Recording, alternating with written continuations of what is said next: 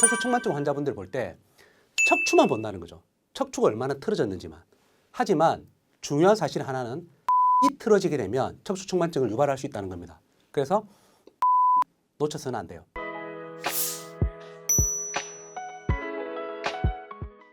혹시 자녀분이 척추측만증 진단을 받으셨습니까? 그러면 오늘 이 영상 꼭 보셔야 됩니다. 통증의 맥을 잡아 통증 사냥하는 원장 통사장입니다. 자, 척추측만증 진단을 받고 병원에서 운동도 크게 도움이 되지 않는다. 추내법이나 도수치료도 별로 도움이 되지 않는다. 그런 설명을 들으셨을 거예요, 아마. 그래서 측만증이 심하니까 20도 정도 넘어가면 보조기를 하자. 이런 설명들을 또 많이 듣고들 오시는데 제가 20년 정도 척추측만증 환자분들을 이렇게 많이 보면서 느낀 게 있어요. 반은 맞고 반은 틀리구나. 어떤 분들한테는 그런 이야기가 맞을 수도 있는데 어떤 분들한테는 그런 이야기가 맞지 않아요. 왜 그런지 제가 명확하게 설명드릴게요. 많은 병원에서 진단을 할 때 한 가지 놓치고 있는 부분이 있습니다. 척추측만증 환자분들 볼 때 척추만 본다는 거죠. 척추가 얼마나 틀어졌는지만. 하지만 중요한 사실 하나는 발이 틀어지게 되면 척추측만증을 유발할 수 있다는 겁니다. 그래서 발을 놓쳐서는 안 돼요. 오늘은 척추측만증과 발의 상관관계가 얼마나 중요한지에 대한 이야기를 제가 해드리려고 합니다. 일단 척추측만증은 크게 두 가지로 나눕니다. 구조적인 측만증이 있어요. 구조적인 측만증은 척추 자체가 좌우로만 틀어진 것이 아니라 회전까지 되면서 구조적으로 3차원적으로 틀어진 거예요. 그렇기 때문에 구조적인 척추측만증은 치료를 했을 때 치료 속도도 느릴 뿐만 아니라 교정이 잘 되지 않는 그런 경향성을 갖고 있어요. 자, 두 번째는 기능적인 척추측만증입니다.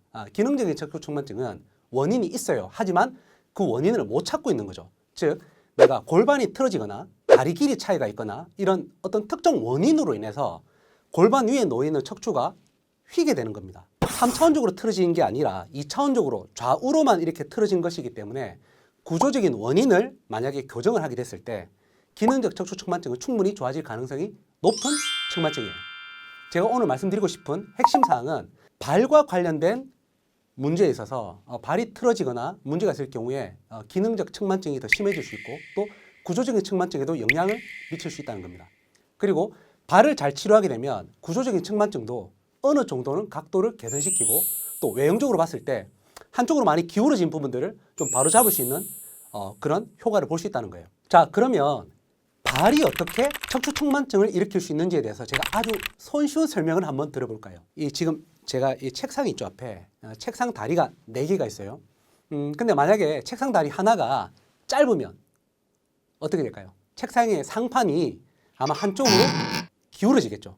자, 책상 다리를 우리가 발로 비유를 해볼게요. 그리고 책상의 상판을 척추라고 비유를 해볼게요. 만약에 책상 다리 한쪽이 짧으면 척추에 해당되는 상판이 기울어지겠죠. 하지만 이 기울어진 상태에서 이 상판만 계속 교정을 하려고 하면 교정이 될까요? 안 되겠죠. 그러면 짧아진 책상 다리를 맞춰주면 상판이 교정이 되고 수평이 맞게 될 겁니다. 이런 비유처럼 우리 발도 마찬가지예요. 발이 틀어지게 되면 그 위에 있는 골반이 틀어지게 되고 그 골반 위에 있는 척추는 당연히 휠 수밖에 없습니다.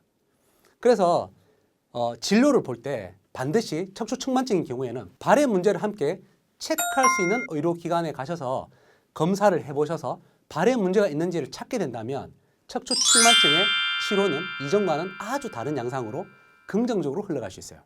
자, 그러면 내가 척추측만증인데 발 문제로 인해서 척추측만증이 더 나빠질 수 있는지를 확인할 수 있는 자가 체크리스트 5가지를 제가 공개하도록 하겠습니다.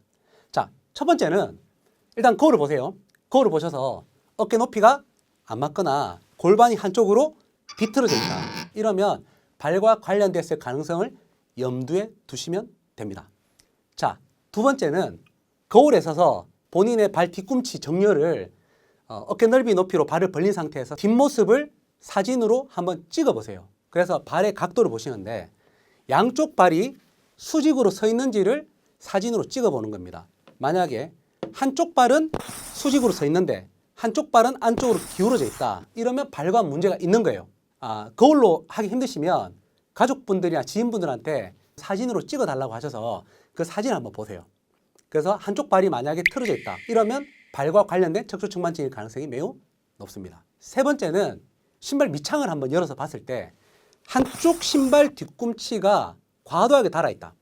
또는 양쪽 다 달아있는데 한쪽 발은 안쪽으로 달아있고 반대쪽은 바깥쪽으로 달아있다. 즉 신발 바닥이 닳는 패턴이 다르다. 이러면 자, 발과 관련된 척추측만증의 가능성이 매우 높습니다. 자, 그리고 네 번째입니다. 발에 문제가 있을 경우에는 발에 있는 고유 수용 감각기관이라는 센서가 평발이나 아치가 무너짐으로 인해서 제대로 작동을 하지 않게 돼요. 그러면 종아리나 골반의 허리 쪽에 과도한 긴장이 유발될 수 있어요. 그렇기 때문에 척추측만증인 분들이 오랫동안 서 있거나 장시간 걸었을 때 골반이나 허리가 한쪽으로 당기고 아프다. 그리고 뻣뻣한 느낌이 들고 근육이 경직된 느낌이 지속적으로 든다. 이런 경우에는 발과 관련된 척추측만증일 가능성이 높습니다.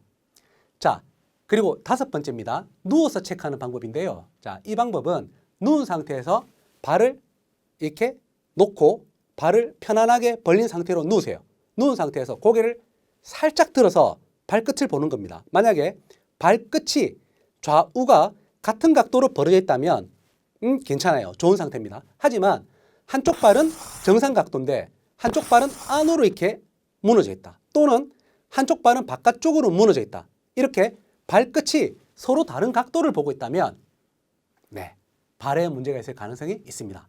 이 다섯 가지 체크리스트 중에 두 가지 이상이 만약에 본인이 해당이 된다면 발과 관련된 척추측만증일 가능성이 매우 높은 거죠. 환자분 사례를 제가 좀 설명드릴까 합니다.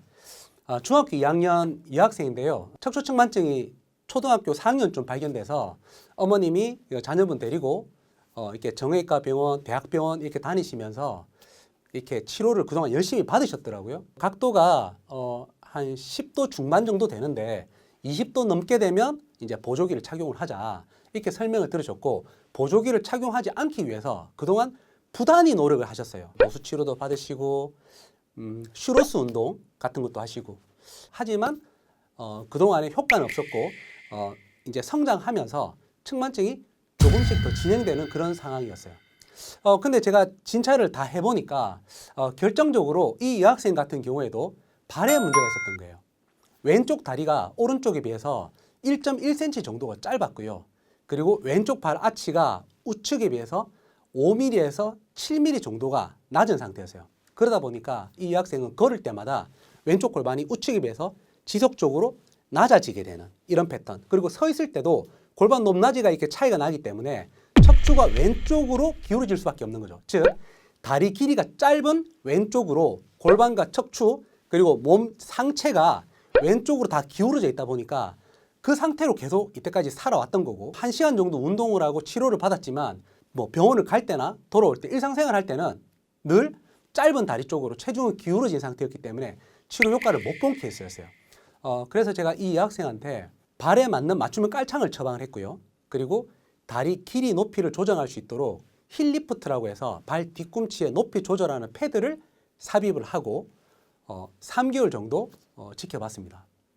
3개월 뒤에 어머님이 오셔서 하시는 말씀이 뒤에서 봤는데 자녀분 그 어깨 높이가 차이가 너무 많이 줄었고 그리고 왼쪽으로 많이 기울어져서 컸던 부분들이 상당히 교정돼서 본인이 너무 좋다고 말씀하시더라고요.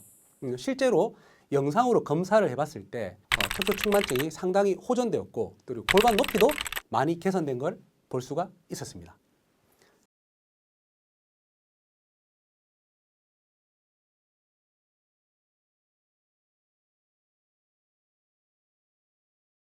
자, 이런 사례들은 사실 정말 많이 볼 수 있는 케이스거든요. 척추측만증이 있는데 다리 길이가 짧거나 또는 발 아치 문제가 있거나 이런 케이스들로 인해서 측만증이 오는 사례를 너무나 자주 볼 수 있기 때문에 이게 뭐 보기 힘든 사례가 아니라 정말 흔한 사례입니다. 그렇기 때문에 5가지 자가 체크를 꼭 해보시고 문제가 있으시면 전문의한테 또는 병원에 오셔서 발을 꼭 한번 체크를 해보시는 게 정말 좋습니다. 빨리 할수록 좋겠죠. 자, 그러면 과연 발을 교정하는 것이 척추측만증에 도움이 될 것인가? 이게 팩트 체크를 좀 해야 되겠죠. 2025년에 국제학술지에 발표된 논문인데요. 척추측만증 아동 청소년 63명을 분석했더니 평균 다리 길이 차이가 11mm 정도, 즉 1.1cm 정도가 차이가 났다는 거예요. 그리고 이 11mm 차이가 척추의 곡선과 유의미한 상관관계가 있었다는 거죠. 즉 1cm 정도 되는 다리 길이 차이가 척추를 휘게 하고 있었다는 겁니다. 더 놀라운 다른 연구도 있어요. 다리 길이 차이가 있는 척추 측만증 환자 369명에게 신발 안에 다리 길이를 교정할 수 있는 교정 깔창을 넣었습니다. 결과는 어떻게 됐을까요? 단 2주 안에 83.7%의 환자에게서 척추 곡선의 변화가 생겼습니다. 유의미한 변화죠. 수술도 아니고 2주 만에 그런 변화가 생겼다는 겁니다. 즉 다리 길이 차이를 교정해 줌으로 인해서 척추의 각도가 달라졌다는 얘기죠. 연구자들은 이렇게 결론 냈습니다. 다리 길이 차이의 교정이 곧 척추 측만증 각도의 개선과 연관된다. 그러면 맞춤형 인솔이 중요하겠죠. 맞춤형 인솔이 척추 측만증을 교정하는 데 어떤 역할을 할까요? 제가 아까 전에 쉬운 비유를 드렸죠. 책상 다리 한쪽이 짧아지게 되면 상판이 기울어지게 된다. 그때 여러분이 할 일은 책상 다리 길이를 맞춰주는 거겠죠. 마찬가지 역할입니다. 맞춤형 깔창은 척추 측만증에 있어서 책상 다리 길이를 맞춰주는 역할을 하는 거죠. 그러므로 인해서 척추의 각도 개선에 영향을 줄 수밖에 없는 겁니다. 그럼 어떻게 해야 될까요? 시중에 다양한 깔창들이 나와 있죠. 맞춤형 깔창도 있고 그냥 기성품들도 있습니다. 하지만 척추 측만증 환자인 경우에는 기성품 깔창이 해당 사항이 없다고 보시면 됩니다. 왜냐하면 기성품 깔창은 다리 길이 차이를 교정을 할 수도 없고 그리고 아주 정교한 교정이 필요한 척추 측만증 환자에 대응하기 힘들어요.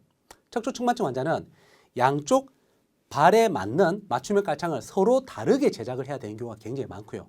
왜냐하면 한쪽 다리가 짧은 경우도 있고 그리고 한쪽 발이 바깥쪽으로 넘어간 경우도 있기 때문에 양쪽 발에 똑같은 기성품 깔창을 착용했을 때는 아무 효과가 없거나 더 나빠지는 경우들도 임상에서 흔히 볼 수가 있기 때문입니다. 그래서 꼭 척추 측만증 환자분들은 맞춤형 깔창을 착용을 해서 본인한테 맞게 시스템을 만들어 가는 게 정말 중요하다. 자, 오늘은 핵심 3가지를 기억해 주시면 됩니다. 첫 번째는요.